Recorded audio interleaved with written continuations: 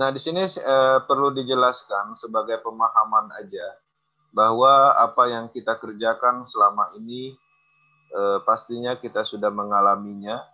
Yang pertama, masalah scam dan penyebabnya harus kita pahami. Kenapa? Karena ini penting sebagai pemahaman untuk melihat di mana kelebihannya sistem ini. Nah, pertama kita pernah melihat sistemnya bisnis pemasaran ini dia gagal bayar sehingga menyebabkan scam. Kemudian webnya shutdown, jadi beberapa minggu ini, beberapa hari yang lalu itu ada kasusnya web shutdown karena larangan dari pemerintah, jadi webnya dimatikan oleh pemerintah sehingga dia tidak ada sistemnya lagi bisa berjalan sehingga scam. Kemudian web dihacker ini sering terjadi, jadi karena ini faktor dana server terpusat. Kemudian web diblok sama pemerintah, ya kasusnya seperti tadi yang beberapa hari yang lalu. Kemudian uang dibawa kabur owner atau manajemen atau admin. Nah, ini ada hubungannya dengan dana terpusat. Dana terpusat yang dimaksud adalah ketika kita menjalankan suatu bisnis pemasaran, uang kita itu di-store ke rekening tertentu atau ke wallet address tertentu, itu dana terpusat. Walaupun dia smart kontrak, tapi dia ketika di-store ke address wallet atau ke smart kontrak, itu ada lumbungnya, itu namanya dana terpusat. Seperti itu. Kemudian script disetting dan diganti plan. Jadi ini sering terjadi di dalam bisnis pemasaran. 2 bulan terakhir itu 2% misalnya pembayarannya, tapi setelah 3 bulan itu 0,5% seperti itu. Jadi marketing plan-nya dirubah. Jadi menyebabkan trust menurun dan akhirnya scam. Kemudian beban sistem berat. Ini maksudnya ada hubungan dengan janji-janji seperti investasi, ROI misalnya 5% per hari, misalnya 30% per bulan. Nah, di sini ada potensi beban sistemnya. Nah, jadi penyebab utama yang bisa disimpulkan dari historical puluhan tahun yang lalu di dalam bisnis pemasaran, itu faktor yang menyebabkan scam itu adalah web terpusat dan dana terpusat. Nah, setelah kita pelajari ini, kemudian kita pelajari proses, ciri-ciri ini itu tidak sama sekali ditemukan di proses.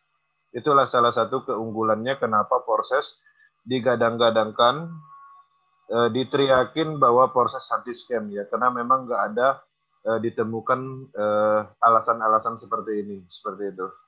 Oke. Nah, di sini saya akan menjelaskan kenapa proses sering disebut tidak bisa scam. Jadi di sini ada 2 alasan. Pertama, secara logika teknologi. Karena memang proses ini menggunakan teknologi DApps, desentralisasi application, teknologi blockchain. Ya tidak bisa server down, tidak bisa dihack siapapun juga. Karena dia adalah DApps, aplikasinya tidak disimpan di server terpusat. DApp dan data proses berjalan dan disimpan di ratusan ribu komputer atau node blockchain Tron di seluruh dunia. Satu error, ratusan ribu lainnya siap backup.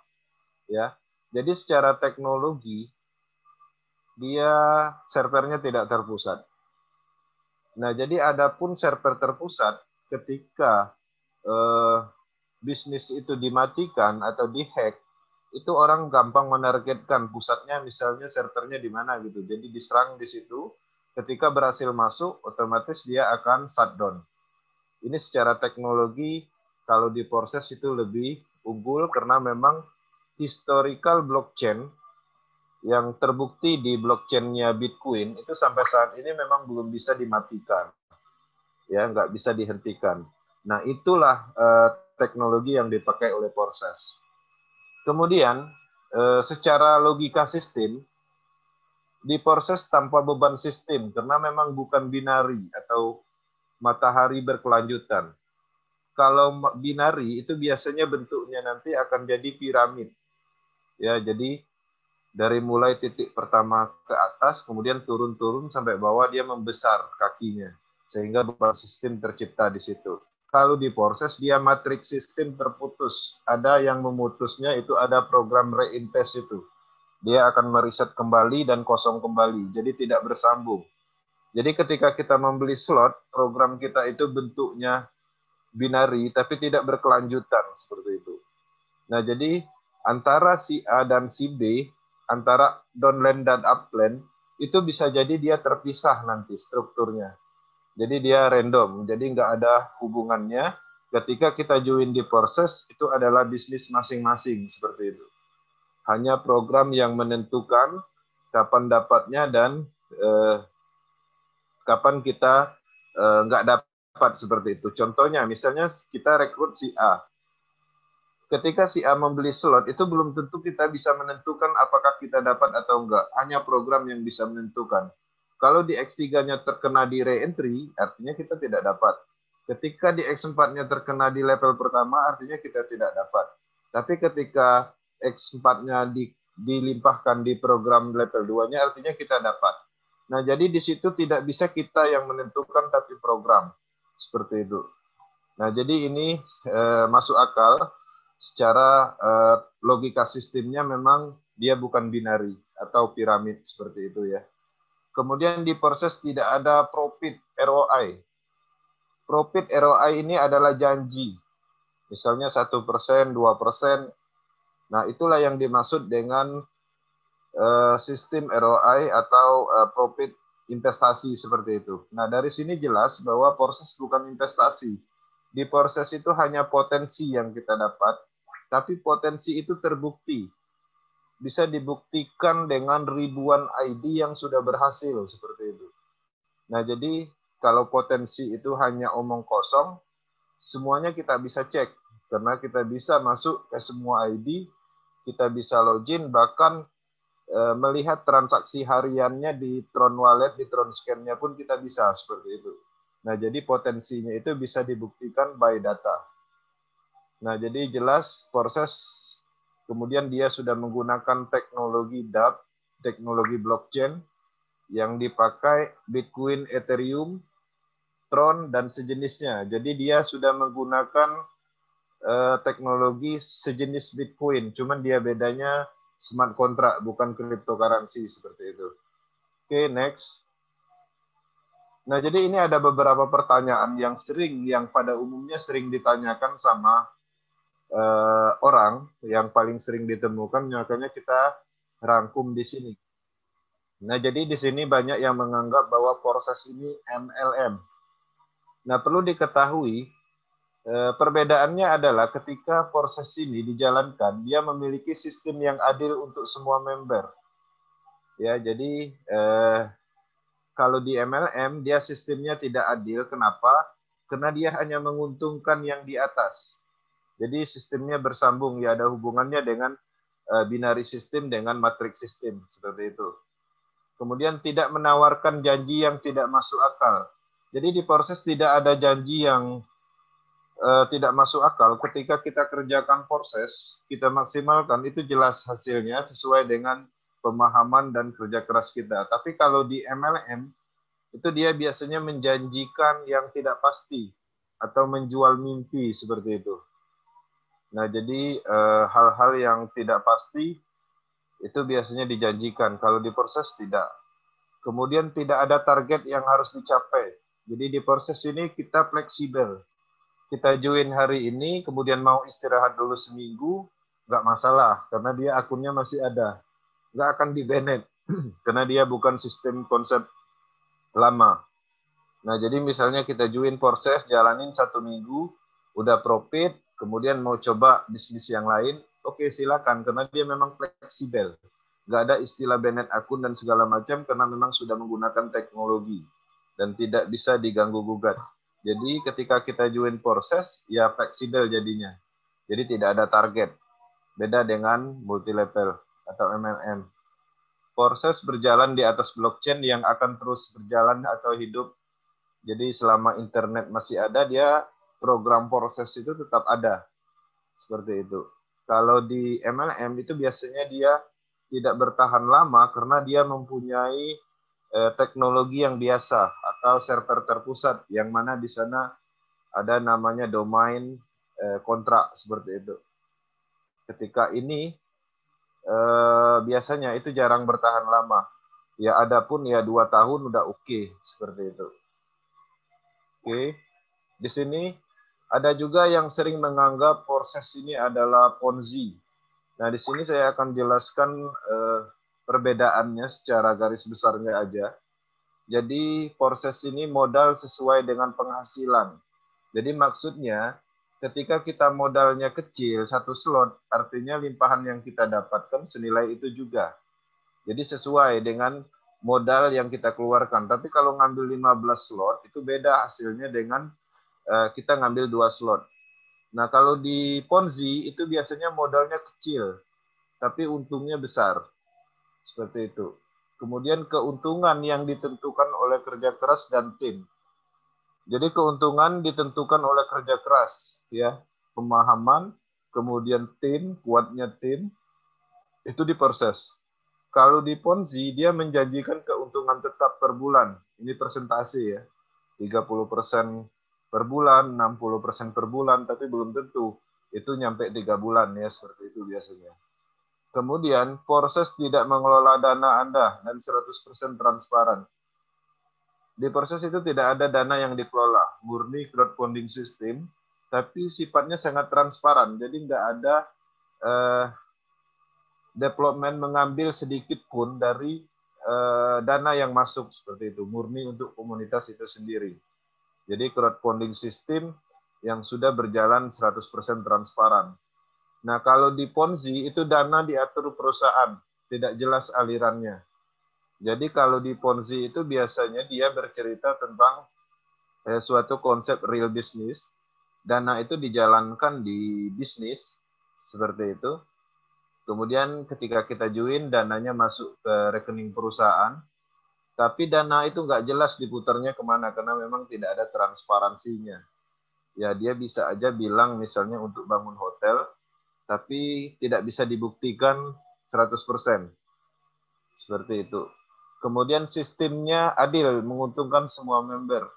Nah, jadi ini yang dimaksud dengan adil ini, itu kita mendapatkan income itu sesuai hak kita, karena sudah ditentukan di slot. Titik programnya itu sudah ditentukan di slot. Jadi kalau memang slot itu dilimpahkan, dapatnya dengan kita ya untuk kita, seperti itu. Kalau di Ponzi, sistemnya tidak adil, hanya menguntungkan yang teratas. Jadi yang join pertama di Ponzi itu biasanya dapat duit. Coba perhatikan Ponzi, itu biasanya yang beli mobil, beli rumah itu kalau nggak foundernya, itu ring satunya, seperti itu. Nah, itu ciri-cirinya. Makanya kadang saya melihat pemain Ponzi itu biasanya beli mobil dan setelah ditelusuri ternyata itu adalah foundernya. Ya wajar, karena memang dia menguntungkan yang teratas, seperti itu. Nah, yang di sini transparansi 100%. Itu memang ada di proses dan tidak ada di konsep bisnis manapun untuk saat ini, baik itu sistem Ponzi, multilevel, dan segalanya, itu belum ada yang transparansinya 100%. Ketika 100% transparan, artinya tidak ada yang namanya pembohongan. Ketika tidak ada pembohongan, artinya tidak ada potensi scam. Scam itu disebabkan dari ketidaktransparansi. Itu biasanya seperti itu. Oke. Nah, di sini paling banyak ditanyakan berapa lama balik modal. Nah, jadi pertama yang perlu dipahami tergantung dari aktif ya, keaktifan. Jika aktif maka semakin cepat untuk balik modal karena penghasilannya 100%. Jadi kalau kita aktif, join hari ini 1 jam ke depan itu bisa balik modal. Kalau aktif. Seperti itu. Karena 100% itu untuk member itu sendiri, untuk user, untuk program sesuai dengan programnya. Kemudian tergantung random matrix bisa juga dibantu dengan limpahan dari matrix yang bagus. Nah, jadi di sini ada hubungannya dengan jalur matrix kita. Apakah kita ada di jalur matrix yang baik atau tidak, seperti itu. Ini pernah saya jelaskan di forum akademinya untuk masalah ini.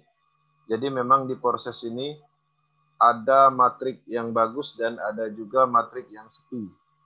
Karena kita melihat ada beberapa kawan-kawan yang lama mendapatkan limpahan, setelah ditelusuri ternyata dia berada di matrik yang tidak baik. Nah, untuk di tim power team itu dipastikan matriknya bagus, karena di global system, di globalnya proses itu ada 3 tim aja yang besar, yang matriknya bagus. Power team, top team, dan elite team. Kebetulan kita berada di power team. Oke. Kemudian di yang ketiganya, itu tergantung dari slot yang dibuka. Jadi semakin besar slot, maka semakin besar juga potensi limpahan globalnya, seperti itu, atau potensi tron yang didapat. Karena kita berada di posisi sesuai dengan slot, seperti itu ya. Jadi limpahan itu nilainya sesuai dengan slot yang kita ambil. Kalau slotnya kita ambil 1 slot, ya pasti hasilnya beda dengan orang yang mengambil 10 slot. Karena limpahan di slot 10 dengan slot 1 itu nilainya berbeda. Seperti itu. Oke. Nah, jadi di sini saya akan menjelaskan sedikit yang perlu dipahami. Ketika kita join proses dengan modal 5 juta, ketika kita memahami teknologinya proses, memahami bahwa proses ini ditemukan pertama di dunia, memahami rumitnya algoritma yang ada di blockchain itu, nah, modal 5 juta, 3 juta itu sangat tidak sebanding. Seperti itu. Sangat tidak sebanding dengan slot atau program yang kita dapat. Itu yang perlu dipahami. Kemudian, ketika kita join proses 1 bulan, 2 bulan, bahkan 1 tahun belum mendapatkan limpahan, ketika kita bandingkan dengan potensi seumur hidup bisa diwariskan, itu sangat tidak sebanding. Seperti itu. Itu harus dipahami. Jadi jangan join hari ini, 1 minggu nggak dapat limpahan, tapi dia join proses, kemudian dia merokok, tidur, nunggu limpahan. Setelah 1 minggu nggak dapat limpahan, ribut, seperti itu. Itu sangat tidak masuk akal dengan potensi yang dia dapat. Sedangkan dia dapat potensinya itu seumur hidup dan bahkan bisa diwariskan, seperti itu. Nah, itu tolong dipahami. Oke. Kemudian di sini sering juga yang menanyakan kenapa proses tidak butuh legalitas.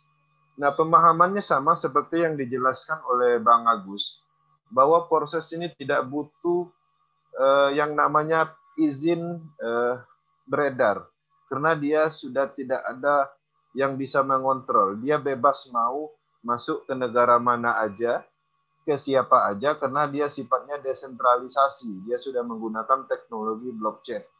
Sama kayak kasusnya Bitcoin pertama kali diedarkan, itu ditentang di beberapa negara adidaya, termasuk Amerika Serikat.